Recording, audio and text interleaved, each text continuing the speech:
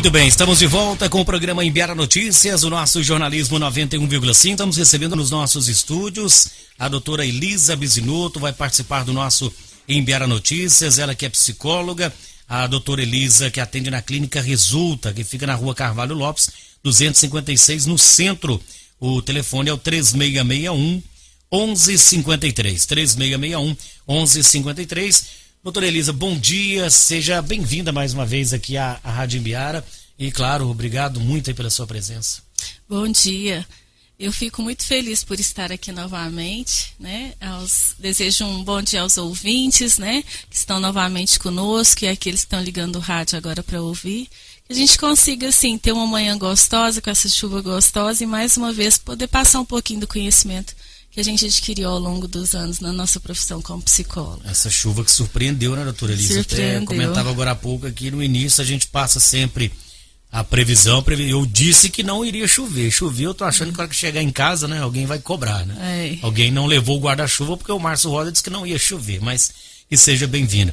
Doutora Elisa, não é a primeira vez que a senhora participa do nosso Imbera Notícias, mas a gente sempre pega numa sequência de início de entrevista, quando a gente tem a oportunidade de receber profissionais, uma senhora aqui nos nossos estúdios, antes até da gente entrar em pauta principal, falar um pouco da profissão, né? Até porque nós temos muitos ouvintes jovens estudando, já se preparando para uma formação, ou mesmo aqueles, e hoje por coincidência também será nosso tema, que às vezes ficam assim numa indecisão, ficam querendo ouvir uma palavra, né? Conversar um pouco mais sobre a decisão na hora de definir uma profissão.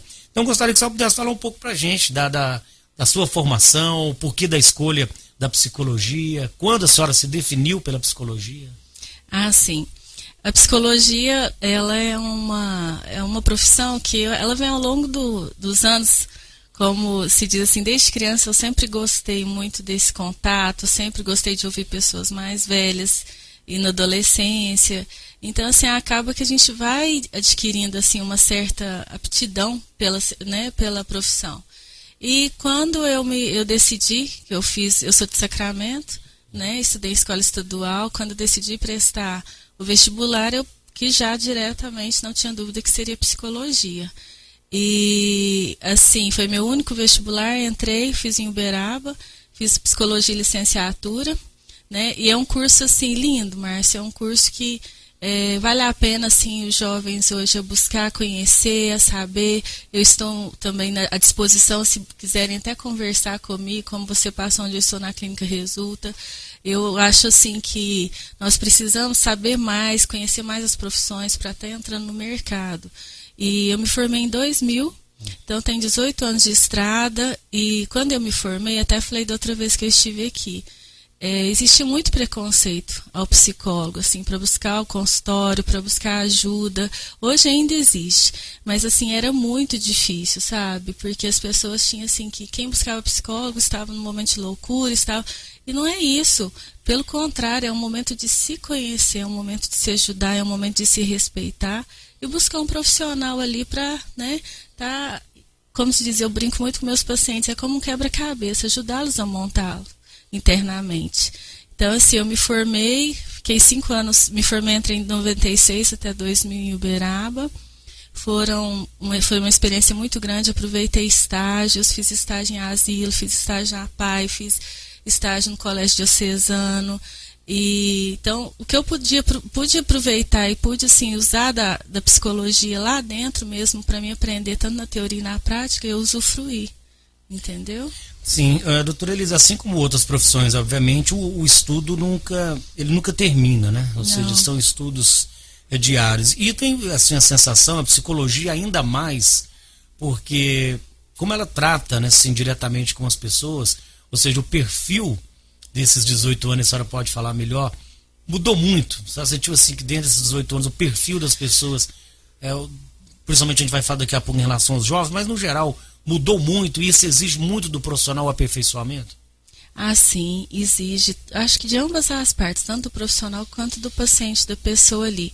Mesmo pelos estímulos, né, que são recebidos durante esses 18 anos, as mudanças, né, que hoje, a realidade que a gente vive sempre está mudando, e eu acho que dessa vez foi muito brusca, né, a gente que vivenciou uma infância aí eu sou de 77, então 80, 85, e hoje você vê as crianças assim, não que sejam, né, que sejam ruins, mas a nossa infância, o estímulo, tudo era diferente, e também na minha juventude, depois formada, então sempre tem essas mudanças, né, Márcio, que a gente vem sentindo de ambas as partes. E na psicologia, claro que a gente tem que estar sempre assim, inovando, estudando, não para, tá? É bem amplo. Da psicologia, acontece, ou já aconteceu, se a senhora quiser responder, obviamente, de ter, inclusive, envolvimento emocional com alguns dos casos, ou seja, sofrer junto com o paciente, sofrer assim com alguma situação? Então, eu falo que esse envolvimento é uma questão assim, eu acho que o grande profissional, independente do psicólogo, médico, independente de qualquer área, você tem que se envolver naquele momento ali para você sentir a dor do próximo. Porque não adianta você estar ali por estar. Esses dias eu estava vendo sobre uma médica da USP, ela falando que ela até foi criticada na época porque ela estava trabalhando com pacientes em fase terminal e na oncologia. E uma paciente sentindo dores, assim, a equipe falou, não tem mais o que fazer. E ela, dor pavorosa e tal. Aí ela falou, como não tem nada o que fazer? Dentro de uma USP não tem o que fazer? Então, assim, é buscar recursos. Então, nesse momento, e hoje ela tem um diferencial, ela dá palestras, ela busca, porque você tem que ver a pessoa ali como um ser humano, com coração, com sentimento, entendeu? Não adianta ser um profissional que você busca ele e ele não está ali para sentir sua dor. Você não, então, para que te buscou, né? Então, eu acho assim que naquele momento, não é que a gente vai trazer o problema para mim, eu vou começar a usar desse problema dele dentro das situações vividas por mim pessoais na minha vida. Mas eu vou ali estar de corpo presente, de mente presente para ajudá-lo, de sentimento, entendeu? Agora, a hora que eu sair daquela porta ali, aí eu deixo os problemas ali dentro. Aí eu dou continuidade próxima. Eu falo que o psicólogo é um diário ambulante do paciente, porque assim, a próxima sessão a gente dá continuidade. E às vezes tem paciente que fala, nossa, mas como que você lembra disso? Mas porque você tem que dar uma sequência. Eu estou participando da vida dele, né? Da história de vida dele. Sim. Doutora Elisa, a senhora falou no início da entrevista sobre ainda a questão do certo preconceito, ou certo receio, inclusive, né? De procurar o profissional. Então eu pergunto, quanto se deve procurar um psicólogo? Olha, no nosso dia a dia, como a gente falou dessa realidade que nós estamos vivendo hoje, então, assim, acho que todos nós poderíamos buscar, sabe? Eu, profissionalmente, eu tenho minha supervisão, eu busco também minha terapia. Então, assim, é importantíssimo, nós todos. Então, assim, eu estou falando até esse relato pessoal, que é uma coisa comum. Então, e ajuda muito, nós precisamos disso. Porque, assim, Márcio, seja no dia a dia, seja com as pessoas da nossa convivência, nos papéis que desempenhamos, como profissionais, como pais, irmãos, filhos, né? Então, assim, é com a gente mesmo, com o nosso próprio eu, as nossas dificuldades. E, claro que tem algumas situações mais intensas, por exemplo, quando a pessoa às vezes está passando por alguns momentos de crise de choro, uma sensibilidade, ela está ficando mais numa solidão, se fechando com pouca alimentação, né? Sono, perda de sono. Então, são sintomas que isso vem se agravando e, lógico, buscar, mas de certa forma, de uma forma geral, é bom a gente buscar sempre o psicólogo. Repetindo mais uma vez que a doutora Elisa Bisinotto atende na Clínica Resulta, Rua Carvalho Lopes 256, telefone 3661-1153. A senhora tem um atendimento também na PAC? Eu atendo a PAC e atendo a SERPA também, trabalho nos 3 lugares. Inclusive na PAC, estamos sabendo que estão nos acompanhando nesse momento, com certeza. Então, né? Eu quero mandar um abraço para todos os recuperanos, para os funcionários, para a nossa equipe lá. Nós somos uma família, né, que busca sempre o bem do ser humano, que é o que eu acabei de falar. A gente vê a dor deles ali, vê a recuperação, a regeneração, que são 2 situações que a gente sempre carrega, é o perdão e a regeneração. Doutora Elisa, entrando então aqui na nossa pauta de hoje, a gente separou alguns assuntos. É mais do que uma entrevista, né? Sempre converso quando a gente prepara as pautas do programa que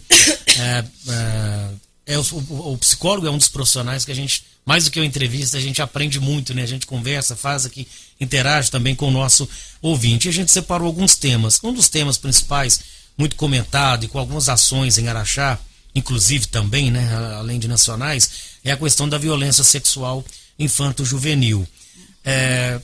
Doutora Elisa, a violência sexual, até não uma pergunta em cima, mas, por exemplo, o que é a violência sexual? É apenas a consumação do ato? Não, muitos assim, porque eles acham que é a penetração e tudo, só pensam mais ali mesmo, né, o ato em si, mas não é. Porque a violência sexual, é uma violação dos direitos sexuais da criança e do adolescente, no sentido de abusar, explorar, né, a criança ou adolescente que seja. Então, assim, pode ser às vezes com palavras, com beijos, com toques, carícias, né? E nós devemos tomar muito cuidado com isso, porque hoje isso está se tornando ainda mais comum, infelizmente, né? Que é algo que é comum até mesmo pelos estímulos que nossas crianças, nossos jovens estão passando. Seja até vocês que lidam com músicas, né?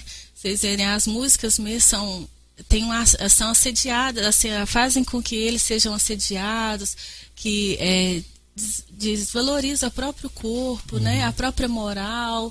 Então, assim, eles acham que é tudo comum.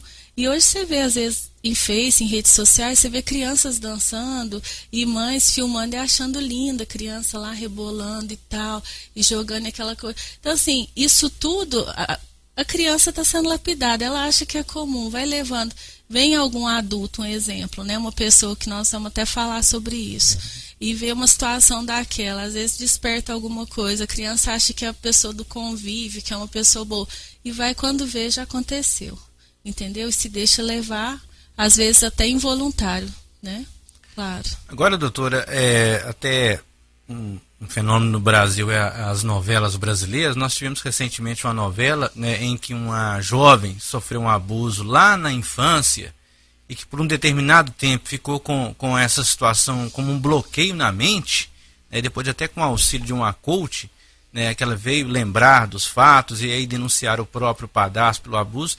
Isso pode acontecer na vida real? Aquela criança que às vezes lá no começo da infância sofre um abuso e por diversos fatores, né, que acontecem em casa, acaba não se lembrando, e depois com a ajuda de um profissional pode vir a recordar, a revelar isso, pode até ter alguns problemas emocionais durante esse período. Carlos, eu não digo nem que não lembrar, porque eu, como 18 anos que a gente está, né, igual eu falei, nesse caminho, eu não me recordo de ninguém que foi molestado que tenha esquecido. Mesmo pessoas de 50, 60, entendeu?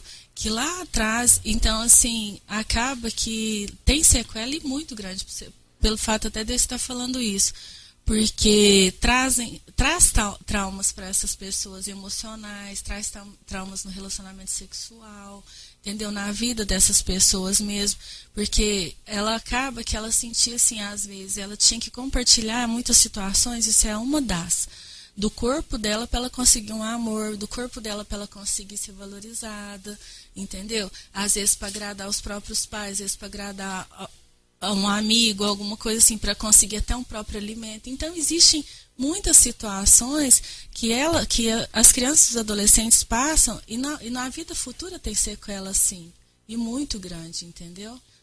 E assim, os pedófilos mesmos, isso são, em termos de estudos, eles mesmos, algum ato eles sofreram lá atrás. Não que justifique eles fazerem, mas às vezes não foi algo elaborado, desculpa, não foi algo assim que precisava desse apoio a ser trabalhado, né? E ele continuou e despertou isso dentro dele. Às vezes até como forma de vingança, né? Então a gente tem que tomar muito cuidado também, porque desperta sentimentos. Nós temos sentimentos positivos e negativos aqui dentro, né? Então nós temos que tomar muito cuidado, que são os gatilhos. Quando você vai, já foi. A doutora Elisa atende na Clínica Resulta, e vários outros profissionais, né, doutora Elisa, também atendem, né, os psicólogos, a Eliene Aparecida Silva Mendes, a doutora Elisa Bisinotto, Lauro Júnior, a Sabrina Mara de Paulo, neuropsicóloga, a doutora Elaine das Dores da Silva, nutricionista, Natália Magalhães, fonoaudióloga Valdênia Aparecida Moreira Marques, a secretária Janaína, todas elas, né, um bom dia de trabalho. A Clínica Resulta fica na Rua Carvalho Lopes 256, telefone 3661 53. Nosso tema nesse momento do Imbara Notícias, a violência sexual infanto-juvenil.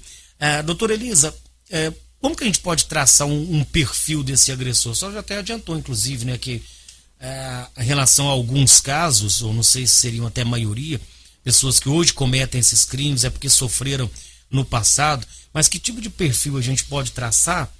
E se, por incrível que pareça, esse agressor pode estar mais próximo da criança do que imaginamos? Então, geralmente essas pessoas, eles são muito sedutores, muito manipuladores, então assim, são pessoas que sabem como chegar. E claro, a maioria sim, eles estão dentro do ambiente familiar, tá? Não necessariamente, geralmente fala, é padrasto, é madrasto, não só pode ser pais, pode ser mães, pode ser irmãos, pode ser vizinhos que convivem, amigos, né, da família. E assim, é algo, Márcio, que os pais, principalmente as pessoas, né, os responsáveis pelaquela criança e pelo aquele adolescente, fiquem atentos ao comportamento que aquela criança e aquele adolescente venha a demonstrar. Principalmente, não só a família, os próprios professores também.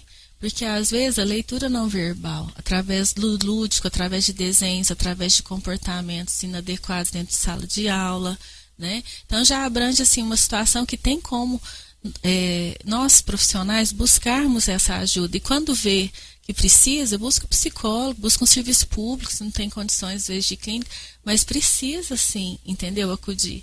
E esse agressor, né, no caso, eles têm essa sensibilidade através, assim, tanto das palavras, quanto do gesto, quanto, assim, algo comum mesmo, às vezes através de um brinquedo, através de uma troca, através de dessa manipulação, né? Uhum. E eles buscam e fazem pressão mesmo, às vezes fazem pressão, assim, de não expor, de não contar. Então, quando eles fazem essa pressão, que a maioria faz, não fala que eu fiz e tal, é onde, assim, a gente tem que estar atento, a gente que tem filhos, a gente que tem que estar olhando isso, que é essa leitura não verbal que eu estou te falando, que eu estou mencionando, porque a sequela é muito grande. Então, a gente tem que ouvir mais nossas crianças, dar mais valores para o que eles estão falando, analisar, evitar crianças e adolescentes trocarem perto de estranhos, trocar de roupa, banhos, entendeu? Você pegar e falar assim, por exemplo, eu quero dar banho, mas peraí. O corpo, nosso corpo é algo sagrado, nosso corpo é nosso, né? Faz parte. Então, assim, quando você está dando liberdade para compartilhar, você não sabe que mãos que estão de lá, que mente que está ali lidando com o seu filho, né? Ou com o adolescente, com a criança ali.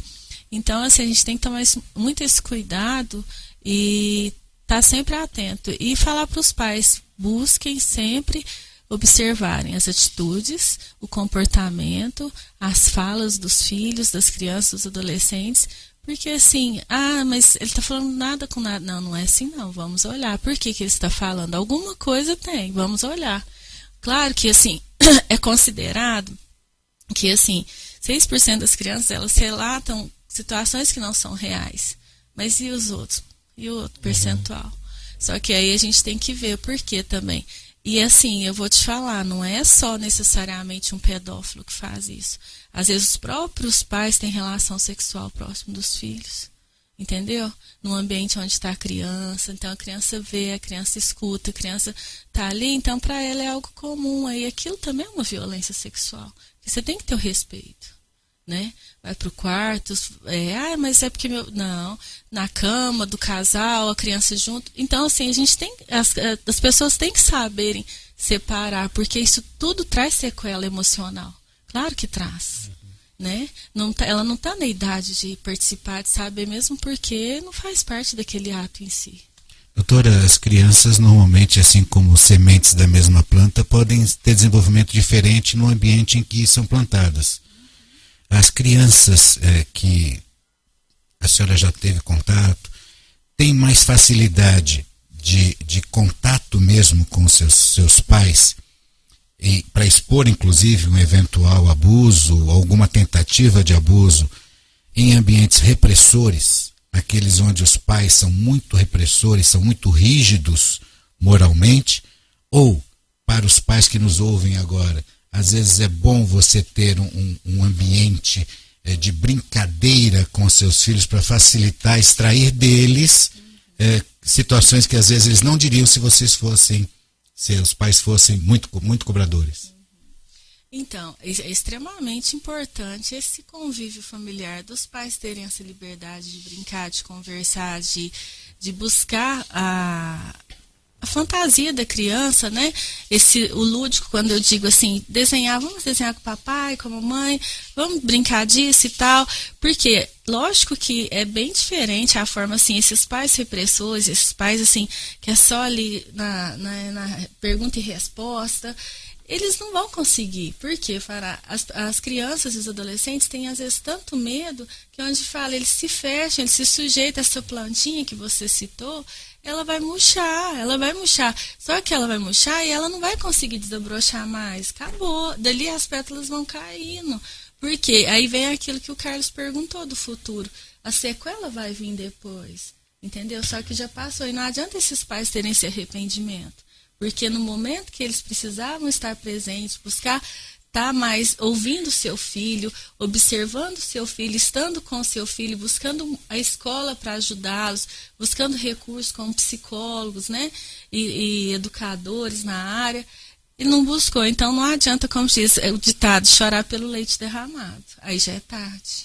E nesses casos, né, doutora, às vezes pode ser que alguns pais pensem dessa maneira, da gente está falando exclusivamente de meninas, mas não é o caso, né? Infelizmente, que chegam de relatos, até a gente teve números, um balanço do ano passado do Conselho Tutelar, não só desses casos, mas casos de violências até em geral contra crianças, e os números nos assustaram, porque de repente eu vejo na TV, acho que aquilo é para lá, eu vejo no noticiário internacional, acho que está bem longe de lá, e não. Foi nos dito, não, você vê os números, a doutora Mara já mostrou essa preocupação com números de Araxá. Então, assim, não tem essa ligação do abuso em geral ser com meninas exclusivamente, né? Então, assim, às vezes o pai tem a mania de dizer, mas meu filho é homem, ele é hominho, não vai ter problema. Ainda bem que não veio menino, alguns pensam até assim. Não tem essa disseminação do sexo, né, doutora? Não, mesmo porque é aquilo que a gente falou no início desse tema ser trabalhado. Porque eles podem muito bem, assim, toques, beijos, e eles não estão vendo se é menina, se é menino. Isso pode acontecer com um com o outro, né? E acaba que os dois sofrem. E, assim, uma situação também, Márcia, por exemplo, a cada 10 pedófilos homens, uma é mulher. Então, o número de homens é muito maiores, entendeu? Mesmo porque, em todo sentido, a sexualidade e tal do homem sobre a penetração, então assim, acaba que a mulher, ela é tida como, ela é única, em 10 ela é uma, mas ela acontece, e às vezes até com mais, como diz, vezes do que às vezes aquele homem que está dentro desses 10, um exemplo, a 10 uma, né, então são 9 homens e uma mulher dentro da pesquisa, só que acaba que tanto a menina quanto o menino, eles sofrem da mesma forma, tanto igual a gente citou, com palavras, com carícias, né, com beijos, com isso está sendo molestado. Então não tem falar só meninas, só meninos, pelo contrário, os dois sofrem. Então não tem como a gente separar. Doutora, sem criar polêmica aqui no nosso Enviar Notícias, mas quando crianças, brincadeiras entre meninas e meninos, entre eles como crianças, pode existir algum tipo de risco, assim, eu acho até que a gente vai acabar criando polêmica, né? Cada um vai ficar com opinião, mas seria necessário, a senhora concorda ou não, seria a favor ou não dessa brincadeira entre eles? Acha assim, no ditado popular, menina pode brincar com menino? Eu acho extremamente comum, porque, claro, né, existem brincadeiras e assim, a gente tem que, nós convivemos, né, com homens, mulheres e tudo, então eles precisam disso, trazer lá de trás. E claro, também com a supervisão de um adulto sempre. A criança, você também não adianta você deixar ali, deixar por falar assim, tá brincando porque ele é isso, é aquilo, mas você também não pode deixar seu filho, ou, né, ou você que é responsável pela aquela criança, pelo adolescente já tem mais noção. mas eu digo pela criança, você vai deixar ali, você tem que ver o que eles estão brincando, o que eles estão conversando, porque hoje os estímulos, igual a gente falou, são muito sedutores. A internet é muito sedutora, as músicas são sedutoras. Então, assim, põe uma música, dependendo do que eles estão brincando, está desenvolvendo alguma coisa assim, despertando algo. Então, acaba que os pais têm que estar sempre atentos, sempre supervisionando isso, entendeu? Mas eu sou a favor de brincar homem e mulher, sim, crianças, agora, de forma geral. Como a senhora colocou no início, esse perfil mudou muito, né? A gente falava de brincadeiras da década de 80, 90. Situação hoje, o que parece, quando a gente fala em brincadeiras, é entregar o telefone de um adulto para a criança. O adulto, assim, entrega o telefone, deixa ela ficar assistindo. Comodismo. E às vezes sem saber o que é que está se passando ali. Doutora, nesse assunto assim, em si, a senhora acha que ficou alguma coisa, algo que também seja importante a gente tocar? Porque o próximo tema é que eu acho que aí sim a gente vai criar aí uma, não polêmica, mas vai ser interessante. A gente fala passar um pouco a questão de violência, vai passar para o adolescente em si. A transição criança e adolescente, para a gente falar daqui a pouco no Enviar Notícias. Sobre essa questão da violência. O que fica de orientação final para os pais? É aquela questão mesmo dos pais estarem mais atentos aos comportamentos, perturbações de sono, alimentação, tá? Esse desempenho na escola, mudança de comportamento, assim, buscar estar mais presentes, observar mais seu filho, se está tendo algumas dores, queixando, né? Às vezes até observando mais os órgãos genitais, olhando, sempre estar atento ao corpo do seu filho e ao emocional, buscar esse recurso, buscar ajuda profissional, o psicólogo, buscar os professores para estar ajudando nesse desenvolvimento. Doutora, a senhora falou agora há pouco sobre ler o que não está escrito, pelos modos da criança, ficar prestando atenção em mudança de comportamento. E o olhar do pai, às vezes, para não seu filho, mas quem o acompanha, algum indício dessa pessoa que tem essa obsessão por assediar uma criança, ele tem algum tipo de comportamento? O pedófilo, por exemplo, é infantilizado? Olha, isso é uma pergunta muito assim, é um pouco complicado de responder, Fará, mas claro que os pais, eles têm que estar atentos com quem eles levam para um ambiente de convivência, um ambiente familiar ali, né? Então, claro que, às vezes, com atitudes, por exemplo, às vezes alguns estímulos, vamos supor, a pessoa pode usar uma droga, pode usar uma bebida e despertar alguma coisa, os pais têm que ficarem atentos. Se isso, às vezes, ele tem algo dentro dele e facilita ele ter esses atos, ele buscar. O pedófilo age como criança, às vezes? Dependendo sim, ele pode agir sim, porque ele consegue entrar no mundo da criança para trazê-la, né? Então, a gente tem que tomar muito cuidado com essa situação, mas o foco principal, comportamental do pedófilo é a sedução, é a manipulação, ele consegue chegar. Doutora Elisa, vamos passar então a outro patamar, né? Claro, ainda diretamente ligado à criança e ao adolescente. Começando, doutora Elisa, a transição de criança para adolescente é a fase mais difícil para ele e para os pais? Então, Márcio, nós já vivenciamos essa fase, né? Então é algo que a gente, quando você faz essa pergunta, tem certeza que você pensa assim, será que para mim foi? Eu fico até imaginando assim, né, doutora? Às vezes a resposta dos filhos geralmente são as mesmas e foram as nossas, né? Mas você passou por isso, você sabe como é. Aí o pai já responde, mas eu tô te dizendo porque a dificuldade é essa. E as épocas eram outras, né? Mas acaba que o sofrimento às vezes é o mesmo, né? Às vezes com mais intensidade, às vezes não. Depende muito também essa questão, igual a gente até buscou, nós estávamos falando da última vez dos pais. Essa questão dos pais assim serem mais próximos, né? Que o Fará até tocou nesse assunto. É uma fase, assim, a gente pode considerar que é uma fase assim, de grande mudança nesse momento de transição, é um fechamento de ciclo e início de outro. Tanto em termos assim, hormonais, né, em termos emocionais. Então, assim, o amadurecimento, buscar a sua identidade, buscar se sentir mais independente, né, a sua independência. Então, assim, saindo dessa fase da criança para o adolescente é uma transformação muito grande. E depois vem da adolescência para a fase adulta, aí já não é tanto porque já está sendo, tipo, pré-preparado adolescente. Hoje o adolescente é muito precoce, então ele é um adulto, posso dizer assim, um adulto, como se diz assim, como que eu posso dizer? Pequeno, no termos assim, simbólicos, eu acho que deu para entender, né? Porque hoje os nossos adolescentes são bem precoces mesmo. A senhora citou uma palavra interessante, o amadurecimento. Quer dizer, então, essa transição, na verdade, não tem idade? Não. Vai do amadurecimento, ou seja, não tem essa de dizer, não, até 12 anos, tudo bem, nas leis sim, né? A gente sabe pelas leis sim. Não sei se 12 anos ainda, né? Considerado criança, mas independente da lei. Estamos dizendo hoje 11 já é pré-adolescente, 10 eles já estão considerando pré-adolescente. Na nossa época, adolescente era com 12 anos. Né? Mas hoje, hoje você vê assim, pré-adolescente, aí você fala 10 anos pré-adolescente, 10 anos assim, a gente, é igual a gente está falando, na realidade era outra. Então você vê como criança, né? Mas hoje já é pré-adolescente, que vem esse lado, esse precoce que eu acabei de falar. E essa questão que colocamos muito, doutora Elisa, antigamente, era outra, mas não é importante os pais saberem disso, que o filho, de repente o desejo dele, a vontade dele, aquilo que é bom para ele não é mais aquilo que foi bom pra gente? Claro. Porque às vezes o pai quer exigir algo da criança, o que ele teve lá 20, 30 anos atrás. E às vezes você se surpreende dentro do consultório, em algumas situações que você atende, você fala, nossa, assim, quando você vê o atendimento, você fala, principalmente esse adolescente, traz situações que às vezes a mãe, vamos supor, a menina, traz situações que a mãe era castrada pela mãe há 35 anos atrás, e hoje ela é, não que a mãe às vezes traz, mas é porque eu aprendi assim, eu fui criada assim, tá?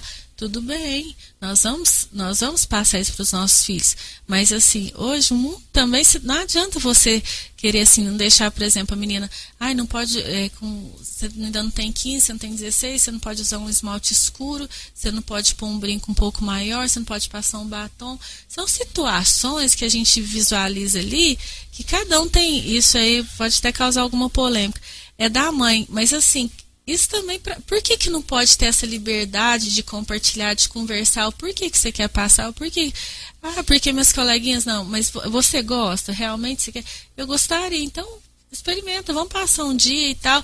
A mãe ir trabalhando isso com ela, porque ela também às vezes tem coisas lá atrás que ela não se resolveu e ela está fazendo a filha, os filhos espelham na gente, né?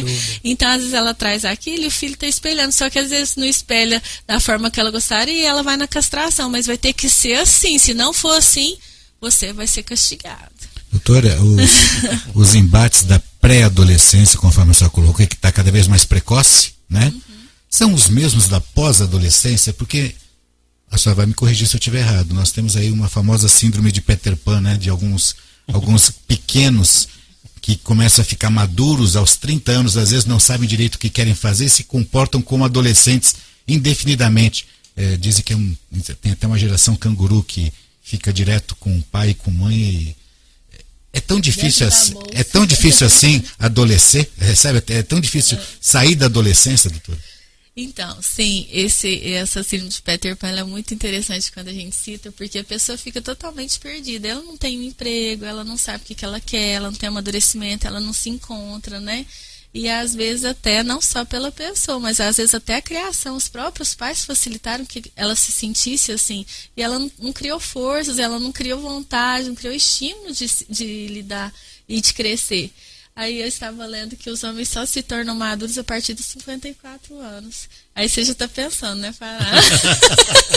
Amadurecer. É o único maduro da turma. Não te chamando assim, mas eu estava lendo, mas isso é muito relativo, depende muito. Pode ser que tenha, às vezes, adultos de 20 anos que tem amadurecimento, às vezes de mais de pessoas de 40, isso é muito relativo, depende muito. Superproteção está envolvido nisso, doutora? Sim. A gente super proteger demais filhos? Sim. E assim, acaba que a gente quer super proteger, mas a gente também tem que deixar eles sofrerem. A frustração faz parte do crescimento, né?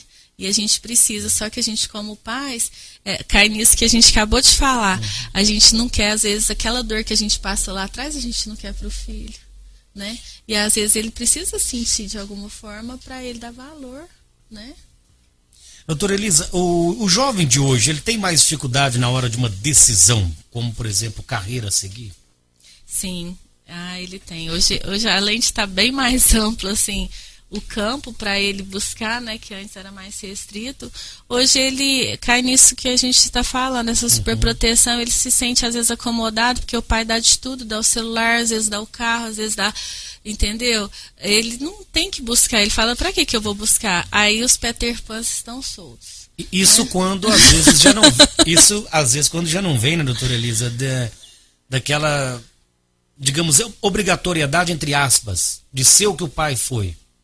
Não, meu pai é um policial, eu tenho que ser um policial. Meu pai ou é um médico, alcançar algum objetivo, né, Márcio? Uhum. Às vezes não ser o que o pai foi, mas a obrigação de chegar em um ponto, em conseguir um resultado, essa pressão também acho que é perigosa.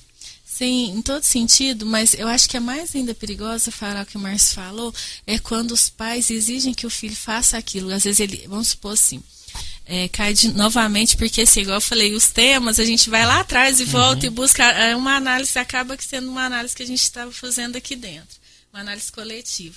Então, vamos supor assim, os pais que às vezes não fizeram, vamos supor, não foram, eu queria ser médico, principalmente eles assim falam muito de ser médico e tal, e não conseguiram, às vezes por motivos financeiros, às vezes não teve oportunidade e tudo, e aí eles fazem, cobram os filhos e tudo, e quer que o filho tá... Aí às vezes o filho faz, eu conheço gente que fez medicina e hoje ele mexe com, é piloto de avião. O que tem a ver? Você vai pensar assim. Então, são situações, não estou dizendo só, isso é um exemplo. Isso, aí às vezes fez, mas agradou o pai, o diploma está aqui, tudo, e eu estou feliz, eu vou ser um bom profissional, eu vou oferecer, né? Então a gente tem que tomar muito cuidado com isso e ver realmente. E aí é onde a gente já pode entrar na orientação vocacional. Sim.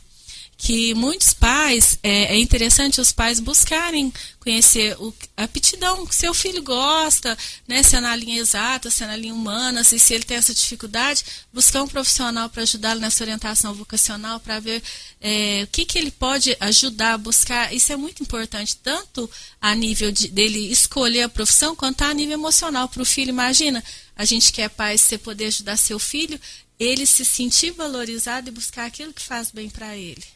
Né? Eduardo? Bom dia, psicóloga Elisa, bom dia, colegas da mesa, ouvintes da Rádio Imbiara. Eu queria saber da senhora o que muda, o que vem mudando na psicologia, na literatura, como vem evoluindo a psicologia em relação à própria humanidade, né? A senhora falou que se formou em 2000, acredito que no ano 2000 nem se falava tanto nessas questões de pedofilia, nessas questões de síndrome do pânico, não tinha pelo menos tanta divulgação assim como é hoje, sobretudo com as redes sociais, né? E o que vem mudando com o passar dos anos na psicologia, nos estudos, na literatura, como vem essa evolução? Hoje, Eduardo, bom dia, né?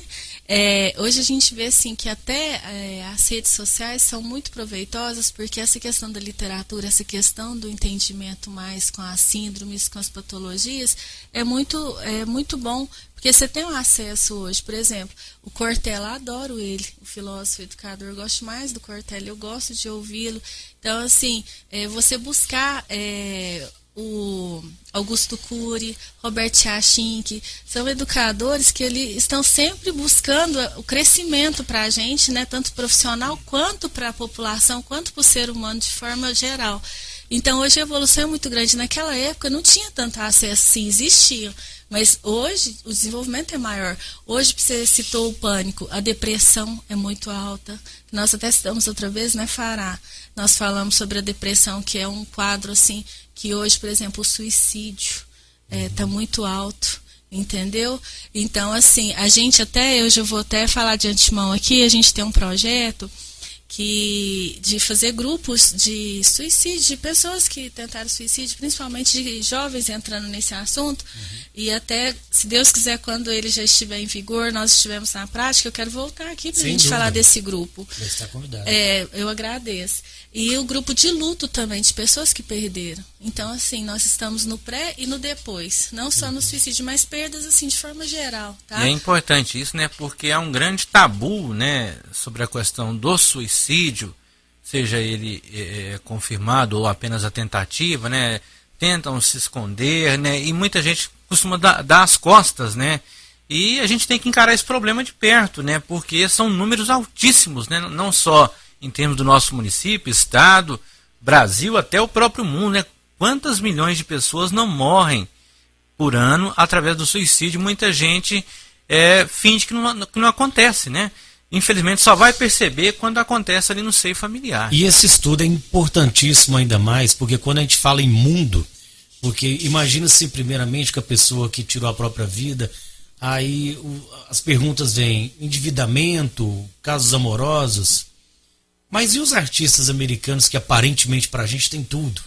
Né, que tem muito dinheiro, que tem muito glamour, que são muito, muito bonitos, não é questão de beleza. Mas então, aí, assim, realmente é um aí estudo. com todo respeito, eu acho que é o que sobra na gente, falta neles, né? Mas as coisas simples que eles tentam fazer e buscar, que a gente tem como fazer e eles não têm, né?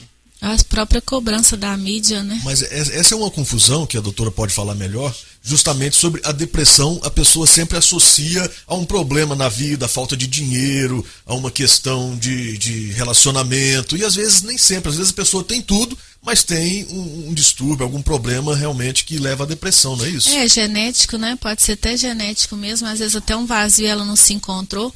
Mas assim, é uma questão que o Carlos falou que eu lembrei que é interessantíssimo, e eu acredito que às vezes vocês também, vai ser algo novo que eu vou estar falando aqui, mas assim, na minha vivência como psicólogo e com pacientes com tentativas de suicídio, algo que me surpreende, às vezes, são profissionais na área de saúde que atendem eles e desfazem deles. Vocês sabiam que isso acontece? Infelizmente. Infelizmente. Chegam assim, já teve relatos de pacientes meus, assim, que às vezes contam que, vamos supor, fez uso de medicação demais, tem que fazer toda aquela limpeza. Eles passam de uma vez, assim, e falam, não, esse aí já tentou se matar com tanta gente precisando, morrendo, não sei o quê. Desfaz ali. Espera, gente. É aquilo que a gente falou no início. É o amor, é o contato. Será por que ele fez? Né? Não justifica. Aí chega ali, tem que aí às vezes os pacientes trazem e falam assim, chegou a me machucar tudo a garganta, eu tenho trauma de ir onde eu fui e de ver a forma que eu fui tratada, foi pior do que o que eu fiz, do ato em si. Então quer dizer assim, você não está ajudando, você está resolvendo um problema gastro ali, você está tirando, né? E o emocional daquele paciente e o acolhimento para ele. Então eu vejo isso, lógico que tem profissionais e profissionais.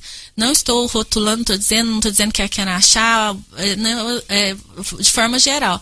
Nós temos que estarem atentos, que é isso que o Carlos falou, de saber o porquê, de conhecer para ajudar e não rotular, mas aquele lá já tentou suicídio, aquele lá...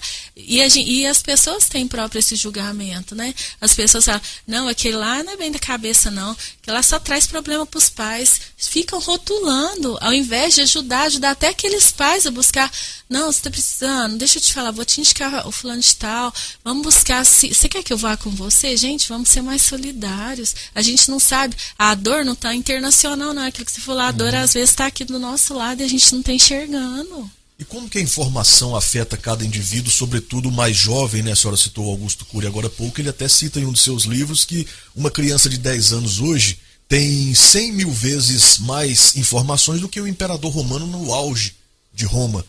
E até que ponto essa informação excessiva e às vezes até falsa, os chamados fake news, né, afeta no psicológico de cada um?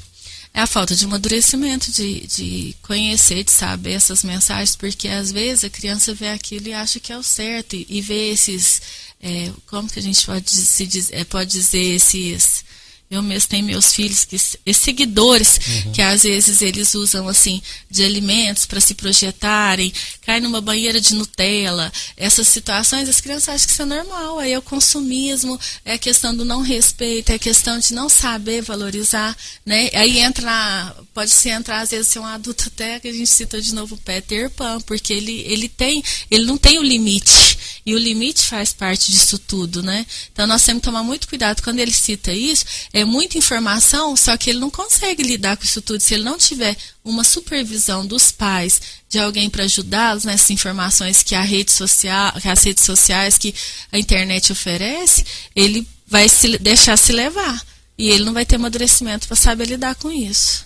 Para fecharmos a nossa entrevista de hoje, nós temos a participação do ouvinte. Olha só, doutora Elisa, a participação aqui do Geraldo, ele disse que tem 47 anos de idade, a esposa dele, segundo ele, acha que ele é um meninão até hoje. Ele queria saber se pode ser, né?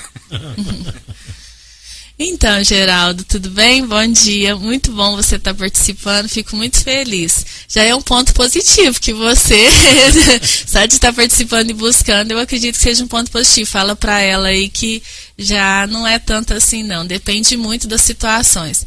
Às vezes, você tem que se observar nessa questão de como você lida com as suas emoções, de como você lida no seu casamento, como você lida com você. E vai muito da personalidade. Tem pessoas, a gente não pode, gente, rotular, e tem pessoas que é mais extrovertidas, tem pessoas que são mais, assim, espontâneas, né? E, claro, que isso é totalmente diferente do amadurecimento, assim, de buscar um trabalho, de buscar uma responsabilidade, de saber valorizar aquilo que se tem, de saber limitar os filhos, de saber educá-los.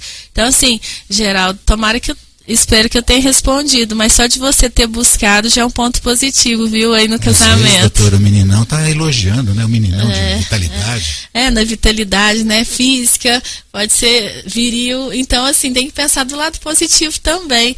E agora, se tiver essas situações, essas situações forem algo que está gravando o casamento, alguma coisa que não esteja legal, busca o psicólogo, busca uma terapia de casal, um apoio.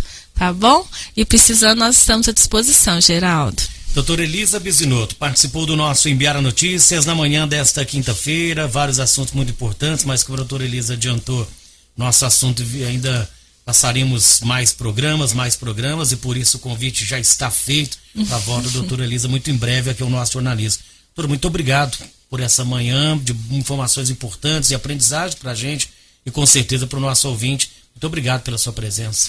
Eu que agradeço mais uma vez a oportunidade. Fiquei muito feliz quando o Carlos Nunes me convidou e vocês, né, por estarem aqui. O Carlos Nunes, o Eduardo, o Fará, o Márcio, vocês, assim, eu acho que essa roda de conversa é muito importante para nós. Eu não vim aqui já só para trazer informações, eu vim para buscar também. Então, nossa, aqui é uma troca. Né? Então nós crescemos juntos aqui dentro nesses momentos e realmente assim, o que vocês precisarem de mim no futuro, outras vezes, fico muito feliz e grata por estar aqui, até para a gente pôr a psicologia em prática, porque as pessoas precisam e às vezes não têm esse acesso, e é muito importante a Rádio Imbira valorizar o profissional e dessas informações como buscá-lo. E hoje todos nós, como a gente falou na entrevista, todos nós precisamos, todo ser humano precisa das suas neuroses, do seu dia a dia, precisa do acompanhamento psicológico. Então busque, gente, não deixe a dor ser maior do que você pode acudir lá agora, não, tá bom? Um abraço, muito obrigada, um bom dia a todos, que Deus abençoe vocês. Amém, muito obrigado pela presença, doutora Elisa Bisinotto, que atende na Clínica Resulta, Rua Carvalho Lopes 256, telefone para o ouvinte nosso atender, para entrar em contato, 3661-1153. 3661-1153.